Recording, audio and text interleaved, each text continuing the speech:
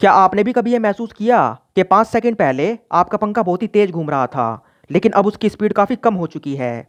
और फिर से जब 5 सेकंड बाद आप देखते हो तो उसकी स्पीड वापस बढ़ जाती है।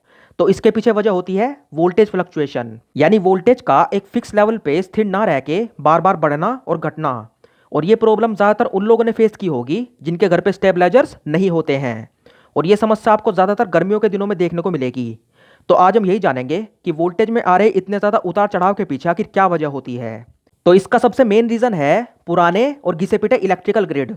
आपको एक बात हमेशा याद रखनी है, दुनिया में कुछ भी अनलिमिटेड नहीं है। हर एक चीज़ की एक लिमिट है, हर एक चीज़ की एक हद है। मान लो जो ट्रांसफॉर्मर है जिससे आपके घर में पावर आ रहा है, उसमें 3 फेज निकलेंगे और एक न्यूट्रल निकलेगा। और आपके घर में एक न्यूट्रल दिया जाएगा और साथ में इन तीनों में से कोई भी एक फेज, मान लो ये वाला फेज दिया जाएगा। अब इस ट्रांसफॉर्मर की अपनी एक लिमिट है कि ये आपको कितना वोल्टेज और कितना करंट दे सकता है। जैसे इसका जो पर फेज का वोल्टेज है न्यूट्रल की रेस्पेक्ट में, मतलब इन तीनों में से किसी भी एक फेज का वोल्टेज न्यूट्रल की रेस्पेक्ट में है 240 वोल्ट या फिर 230 वोल्ट, जो भी हमारा स्टैंडर्ड वोल्टेज होता है। और इसका पर फेज करंट, मतलब ये कुल मिला के कितना मैक्सिमम करंट 240 वोल्ट पे आपको दे सकता है, उसकी भी एक लिमिट होगी। फॉर एग्जाम्पल मान लो कि ये हर फेज से आपको 1000 एम्पियर करंट दे सकता है। अब हम हमेशा ये कोशिश करते हैं कि इन तीनों फेज पे हम लोड को इक्वली डिस्ट्रीब्यूट कर सकें, मतलब जितना करंट इससे ड्रॉ होगा उतना ही इससे ड्रॉ होगा और उतना ही इससे ड्रॉ होगा।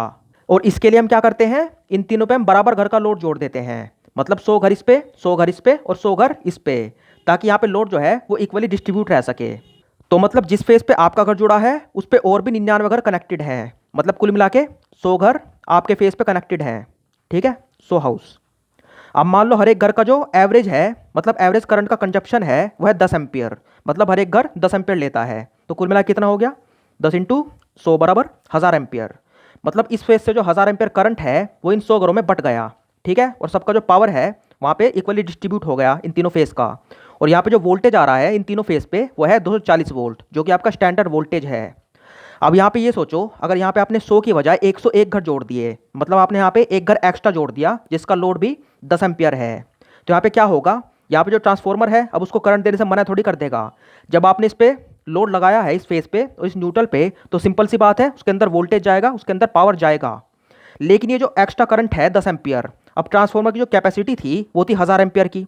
इसने वादा किया था कि आपको 240 वोल्ट पे 1000 एम्पियर करंट आउटपुट करेगा, लेकिन आपने जो है इससे 1000 एम्पियर के बजाय 1010 एम्पियर करंट उठाना शुरू कर दिया। ये जो 10 एम्पियर करंट एक्स्ट्रा है यह है एक्स्ट्रा उस एक घर का। ठीक है, अब जो ट्रांसफॉर्मर है इस एक्स्ट्रा करंट को देने के लिए, 10 एम्पियर को देने के लिए यहाँ पे वोल्टेज के साथ कॉम्प्रोमाइज़ कर लेगा। मतलब आपके घर में 240 या फिर 230 जो भी है, 240 वोल्ट आना चाहिए था, लेकिन आने लगेगा 238 वोल्ट। मतलब आना चाहिए 240 वोल्ट लेकिन आएगा 238 वोल्ट। और यहाँ पे इस 2 वोल्ट की कमी इसलिए हुई है क्योंकि आपने यहाँ पे इस पे एक घर एक्स्ट्रा लगा दिया है। अब हर फेज पे घरों की संख्या आप जितनी ज़्यादा बढ़ाते जाओगे यहाँ पे वोल्टेज में उतनी ज़्यादा कमी होती जाएगी। ट्रांसफॉर्मर जो है वोल्टेज के साथ उतने ज़्यादा कॉम्प्रोमाइज़ करना शुरू कर देगा। और अगर आपने इस पे 200 घर जोड़ दिए, मतलब जुड़ने थे 100 और जोड़ दिए 200, तो आपका जो वोल्टेज है वो सीधा आधा हो जाएगा, मतलब 120 रह जाएगा, सिर्फ 120 वोल्ट। अब ऐसा सिर्फ एक्स्ट्रा घर को जोड़ने से नहीं होता है। अगर आप अपने घर में ही कुछ लोड बढ़ा दोगे, मतलब मान लो जब आपके कनेक्शन हुए थे तब आपके घर में एसी नहीं था, लेकिन अभी अभी आपने एसी लगवाया है, तो उसका अपना अलग से पावर कंजप्शन होगा। आपके आसपास के 10 घरों में भी एसी नहीं था, लेकिन उन्होंने भी अभी हाल ही में एसी लगवाया है, तो उसकी वजह से जो एसी है वो एक्स्ट्रा पावर लेगा। तो आपका घर पहले 10 एम्पियर लेता था, लेकिन अब वो 15 एम्पियर ले रहा है या फिर 20 एम्पियर ले रहा है। तो यहाँ पे जो एक्स्ट्रा करंट है इसकी वजह से भी जो वोल्टेज में कमी आनी शुरू हो जाएगी, क्योंकि ट्रांसफॉर्मर तो वही पुराना है, वो जो है 1000 एम्पियर करंट ही आउटपुट कर सकता है पर फेज, मतलब इस फेज से भी 1000, इस फेज से भी 1000 और इससे भी 1000। लेकिन आपके घर में लोड बढ़ता जा रहा है, आपके वहाँ पे नए नए घर बन रहे हैं जो कि नए नए कनेक्शन ले रहे हैं, और ट्रांसफॉर्मर बेचारा वही पुराना है। अब इसका एक ही सोल्यूशन है, अब यहाँ पे जब घरों की संख्या बढ़ रही है, धीरे धीरे नए नए घर बनते जा रहे हैं। जैसे कि हमारे यहाँ पे देख लो, जहाँ पे पहले जंगल था अब वहाँ पे प्लॉट कटने शुरू हो गए हैं, क्योंकि वहाँ पे अब नए नए घर बनेंगे और वहाँ पे बिजली के एक्स्ट्रा खंभे भी खड़े हो गए हैं। तो इसका सिर्फ यही सोल्यूशन है कि एक नया ट्रांसफॉर्मर रखा जाए या फिर उसी ट्रांसफॉर्मर को एक बड़े ट्रांसफॉर्मर से रिप्लेस किया जाए। अब दूसरी वजह भी इसी से मिलती जुलती है। ट्रांसमिशन जो लाइन्स हैं उनमें अब करंट ज़्यादा फ्लो हो रहा है, क्योंकि आपके आसपास घरों की संख्या बढ़ चुकी है, लोड बढ़ चुका है। तो इसकी वजह से V = IR। अब यहाँ पे जब सीधी बात है करंट बढ़ गया और रेजिस्टेंस वही है, मतलब वायर्स वही हैं पुराने, तो इसकी वजह से क्या होगा, करंट के बढ़ने की वजह से वोल्टेज ड्रॉप और भी ज़्यादा होने लगेगा।